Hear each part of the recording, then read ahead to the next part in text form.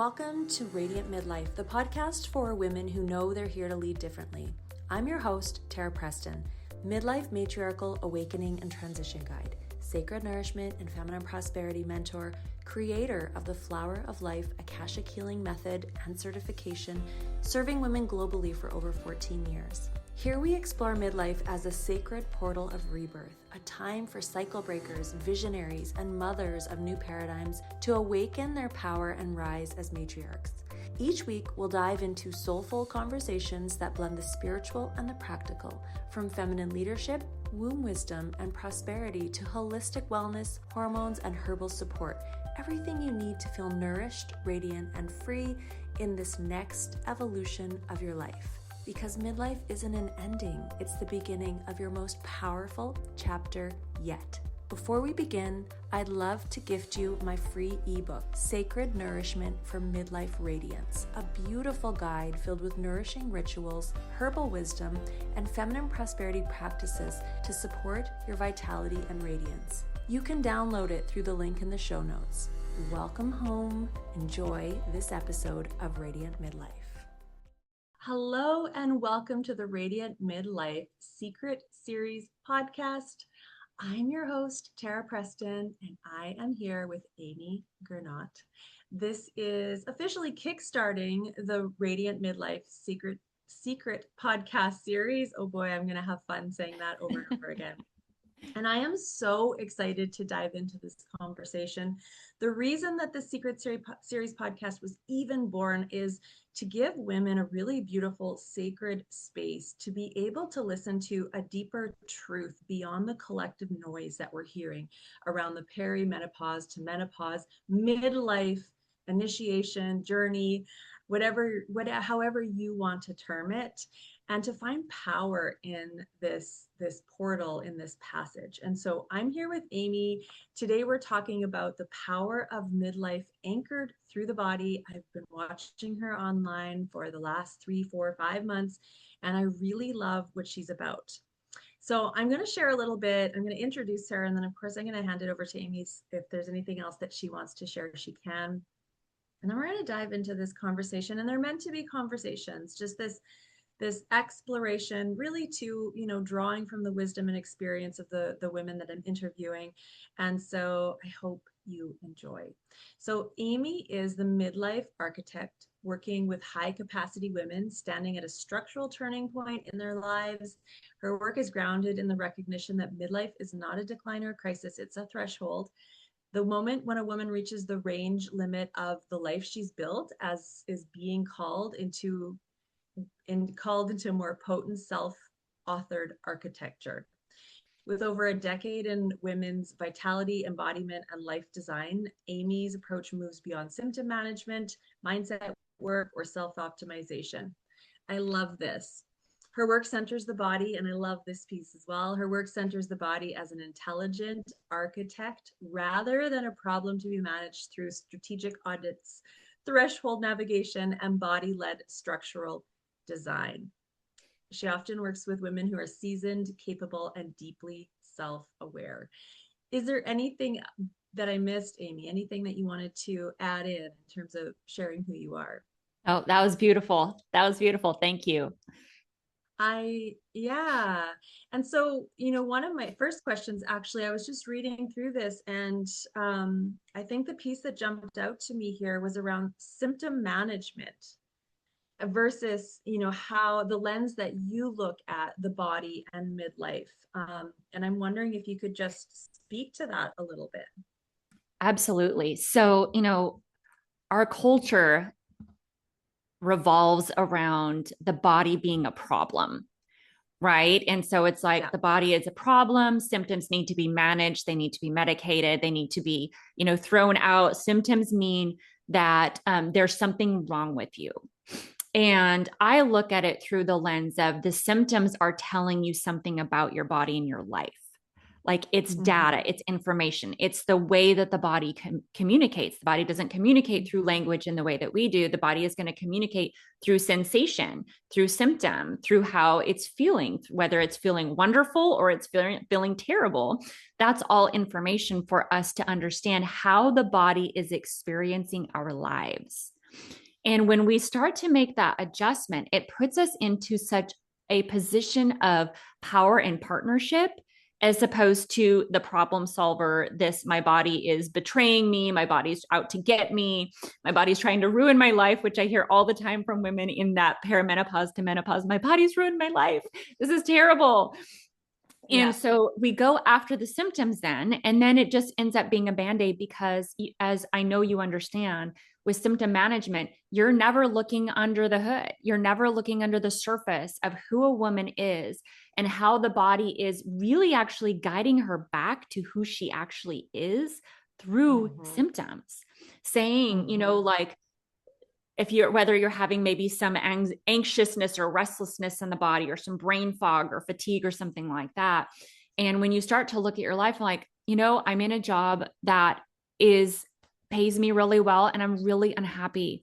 I'm exhausted all the time, but I'm super good at it, really super capable. But every time you go in, and I've had this experience myself of like going into a job that I was very good at, got paid really, really well. And I was having panic attacks going into work in the morning and having to like hype myself up to go, even though it was something I'd been there for a long time and I loved it to a certain extent, but it wasn't what the calling was. And it was showing up in my body. My body was saying, you're going to have to make a change, and it's not comfortable. It's time to do something different, and it doesn't feel good, but it's the right thing to do. And so just that switch of, my body is a guidance system. It is an intelligence, and it is going to give me the truth about how it's experiencing life. When I operate and partner with her from that, rather than trying to make her be quiet all the time, it opens up just a completely different conversation, and also opens you up to the truth about yourself. You get to know yourself through the body. It's a really beautiful redirect. Yes.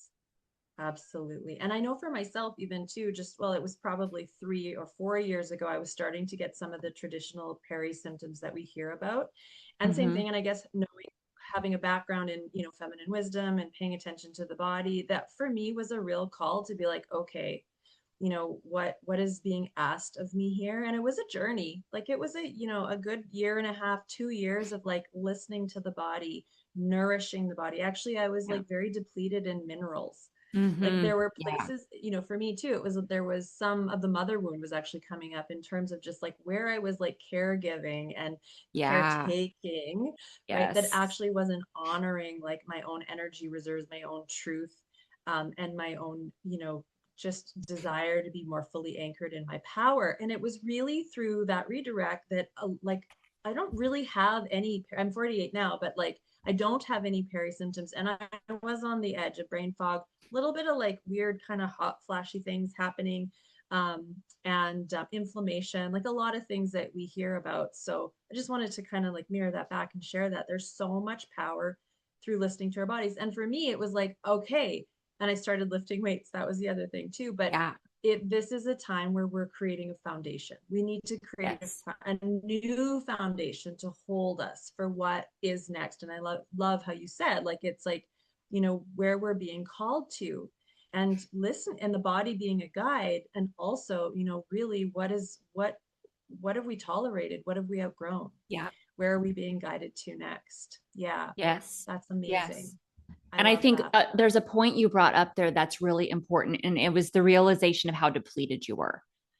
Because this is largely what I'm seeing with women who are hitting this stage. And if you think, you're coming into this midlife transition and the body is going to become new, right? Like the hormonal system, the structure of it is changing. It's going to operate in a different way. The adrenals are going to take over part of the function of estrogen, and other parts of the body do the same thing.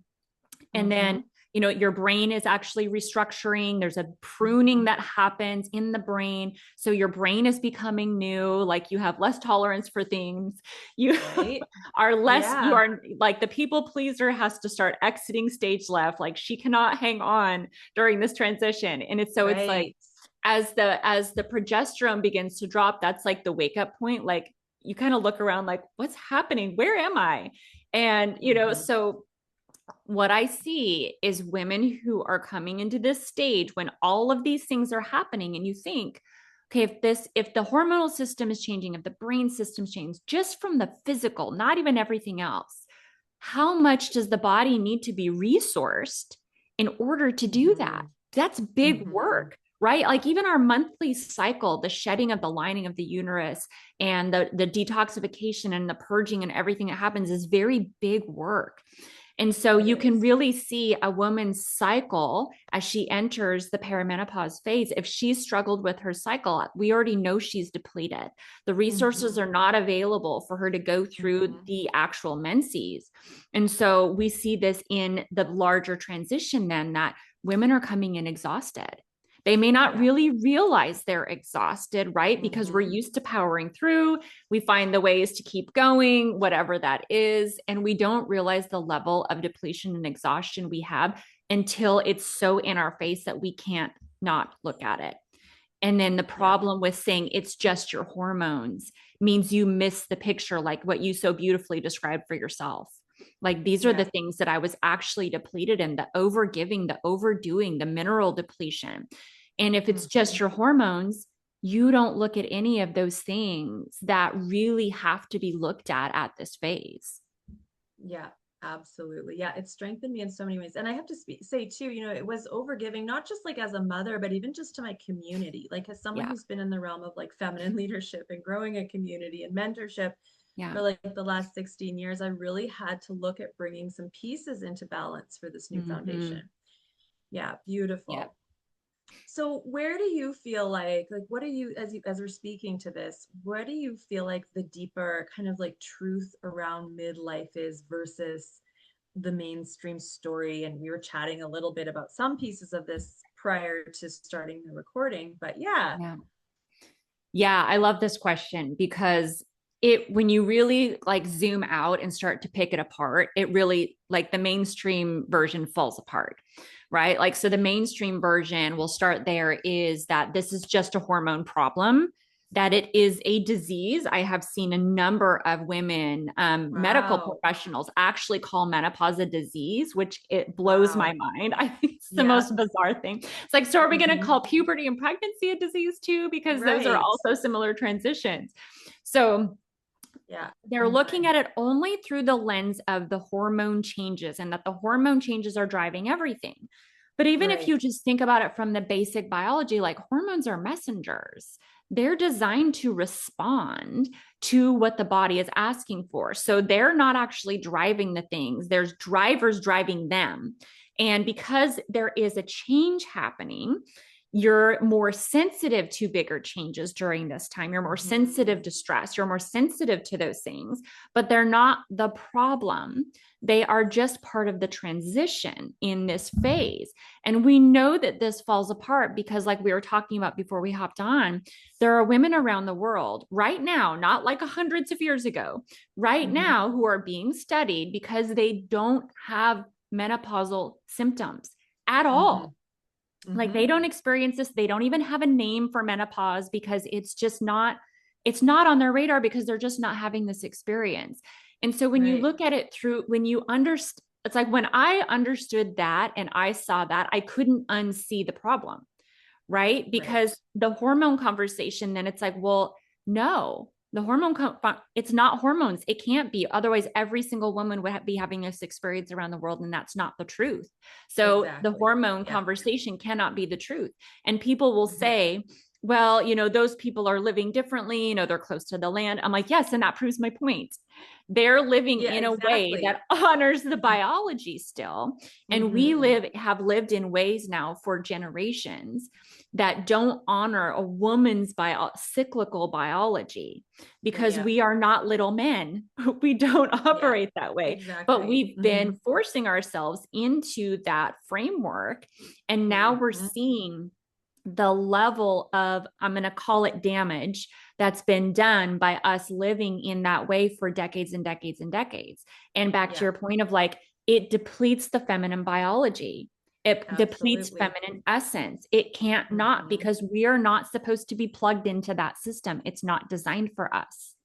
And so it's like trying to plug in a Mac cord to your PC. it's not going to charge the system. It's not going to work at Mhm. all. And that's what we've Mhm. really done. And Yeah. so then we can have the bigger conversation then about HRT. And Yeah. that, like, that's a Band-Aid. That doesn't solve the problem. For some women, they do get the symptoms do go away. For some women, nothing happens at all. For some women, they feel Mhm. worse. But HRT essentially puts you in a suspended animation from the end of the menstrual cycle to the like middle of the luteal cycle. And so you now stay there. There's no more cycling. And so you're staying in this place, which I was listening to a great interview with I'm going to totally forget her name. It was with Kimberly Ann Johnson, and her name has escaped me. It'll come in a minute. But Okay. she was essentially saying, and I agree with her, we've never done this in the history of women outside of birth control. And we know the effects of birth control now after decades of women being on birth control. We've never done this. We've never put women in the menopausal, postmenopausal phase in a state of suspended animation where they are no longer a cyclical being. We do not know the full ramifications of that.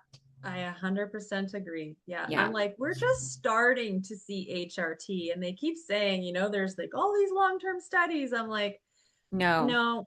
Yeah. I'm like, let's just say no. There's not. Consequences of this, and it's going to come in the next like 10, 15, 20 years. Exactly. Yeah. And it's that overriding of like the feminine system. Yes. Overriding of the feminine system since the time that we were small, when we were, you know, told to just pop an Advil and kind of get on with life when we had our bleed. Exactly. And there's huge energetic and emotional and physical consequences to that. I love that. There's something else that you said that I wanted to speak to, but now I'm forgetting what it is. Yeah. Yeah, that's brilliant. And I think, you know, you spoke to exactly like how we actually got here. And so when when we're talking about these things, it's like, how do we do it differently? Like, how are you feeling that we start to ease into this journey differently? What's the alternative? How can we pull? I love how you said, you know, that power and partnership with the body. Yeah. But yeah. And maybe it starts there. Maybe it lands somewhere different for you. Yeah. So, you know, how we approach this season differently, I think the number one place is to really start talking over and over and over again that, you know, your body is not out to get you. You know, your body is not a problem to be fixed. Your body is not being a jerk. You know, that's like, I think that's one of the number one things, because women, they have so much fear instilled in them when they get to this phase, because all they hear is horror stories. So they're coming in already really afraid. They're believing that the body it's almost like the way they talk about it, like, it's not really happening as part of you. It's like this hormonal system is over here and it's doing this thing and you're over here and it's just hammering away at you. And that's not reality, which we know. And so there's that aspect of, we have to see the body different. We have to start developing a very different relationship with the body than we've had. We have to get back in the body. We have to actually experience the way that it feels and know that just because something is uncomfortable doesn't mean it's bad or that something really wrong is happening. Obviously, if you feel led to go and have something checked, please do that. We're not saying to not do that, but we're so used to, if something's uncomfortable, something is bad. So we need to turn it off as fast as possible. Yes. Instead, we actually need to lean in and ask questions.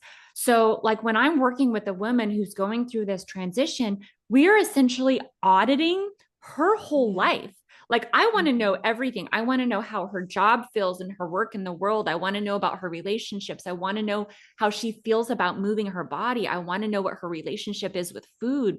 I want to know her relationship to rest. Like, does she feel like she has permission to do nothing? Does she have permission to rest and just be, or does she feel like she has to be doing something in order to be worthy of rest? Right. Like, I want to know all these things, because all of those things are changing the biology, right? It's not just, these are not separate. Life, everything you do in life, even this conversation that we're having, if you're filling out a spreadsheet, if you're walking the dog, if you're just sitting doing nothing, your biology is changing according to that. It can't not. It's designed to do that. And so when we start to understand that everything that we're doing in our life, the body is going to create a response to that. It actually feels like so much more powerful than this thing over here is happening and there's nothing I can do about it, because it's just not the truth.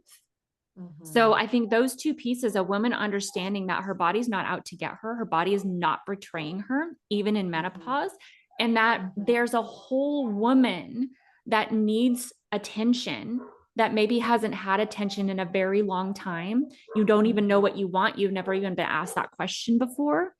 This whole woman that requires attention, that will change the biology as you go through menopause in a positive way. Exactly. And I think too, as I'm listening to you speak, it's like, and one thing I've kind of felt my way through too, is the timeline that we choose for aging. And that, I was thinking about, well, how did my mom, what did her timeline look like? What did my grandma, and I mean, my grandma's 92 and, pretty healthy and it's all good, but also, how can I change the trajectory of like what it means for me to step into more of my evolution, where my power lies in midlife, how the relationship I want to have with my vitality and my body, and how can I start like looking at midlife from like that kind of lens as well, was really powerful for me. Yes. So absolutely. so just for the listeners, right? It's like just really feeling we don't have to follow the collective narrative. We don't have to follow the lineage narrative, although we can look and see the strength of our lineage. We can actually also choose something different. I kind of just wanted to swing it back to the HRT. I remembered what I wanted to say about that and that suspension. And one thing that I kind of see with HRT, some of the doctors that we hear talking about it, is that, I'm not like angry anymore when I put my like estrogen patch on, and I'm like, be angry, like feel the anger. Why are you just like slapping your patch on and then like, walking around happy all the time? I think we need to like look a little bit more at the shadow work piece, like, be angry. That's we spent decades, if not lifetimes, and then talk about ancestral like rage. So, I mean, there's ways that can feel safe and supported to feel the anger, but like, I think that's the other piece too. And I don't know if you're talking about Jane. I was Hardwick Collins. Yes. And I've heard her speak to this too, which I just like adore, but it's like, that is one of the issues with HRT, is that you're not feeling and processing and healing some of the deeper layers that are there to evolve you, to heal you, to transcend some of the pain that you've been carrying. So anyways, I just wanted to speak. If you have something to add, jump right in. That was so good. And it's such a big part of the conversation too, of why are we trying to, halt feeling anything? But that's part of the system too, right? Like that's the symptom management. We don't want to feel. And then there's like the anger part of like, you don't have to be a good girl. Like, stop trying to be the good girl. Stop trying to be sugar and spice and everything nice. Like, be all the parts of you, like inhabit every single bit of it. Like if you're angry, just be fucking angry, right? Like just be it and feel it all the way through, and everything that it has to tell you and everything that it has to show you. You're not going to get stuck there. And I think that's something that women get afraid of. Like, if I start getting angry, I'm just going to be angry all the time. And it's like, you're not going to be angry all the time when you give yourself permission to feel all the way through what you're feeling. It's going to complete the cycle. The problem with not feeling it is now that energy has to go somewhere. So it's going to go into your tissues. It's going to go into that endometrial lining. It's going to go into the fallopian tubes. It's going to go into the ovaries. It's going to go into the pelvic bowl, because that energy has to go somewhere. And then you essentially have to encapsulate the energy of anger in the body. And I know part of that's liver too. I see it though so much in the pelvic floor with women. It's just like this tension and all of this stuff that's happening there, because we won't just feel the anger, because it doesn't feel safe. It doesn't feel like we have permission, and it doesn't feel like it's something that we're supposed to be allowed to do. But if you just make it go away, again, it doesn't go away. You don't feel it, but it doesn't leave. It is staying in your body until you give it permission to be felt. And that's like going back to, we don't know what the long-term issues are with someone who's being on HRT for their whole lives, because we don't know. And I know it's like, they're like this study and that say, well, if you weren't part of the study, it doesn't matter to you, because all the variations of your life weren't involved in that study. So it actually doesn't relate to you. You have to be your own study. Totally. And two, it's like we have to recognize that there are all these studies, like, and that there is menopause itself is like $1 billion industry. It's kind of becoming a little bit like medicalized.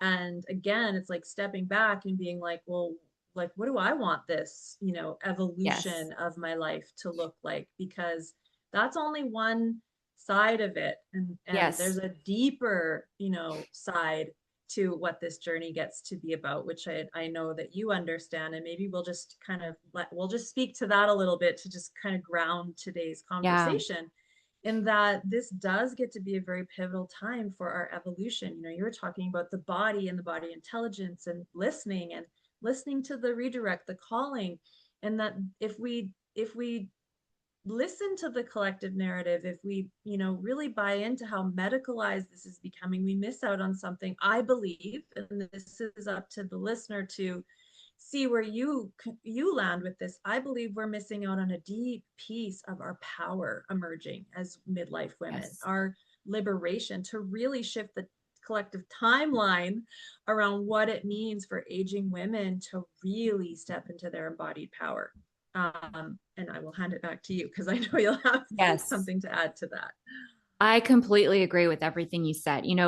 I think one of the things that you said is the most important is like, you get to choose, right? As a woman going through this season, you get to choose whether that is going through the process of HRT, whether it is doing it natural, whether you're somewhere in between. Because again, that's only one very small part of the conversation, right? And so you get to choose what this looks like.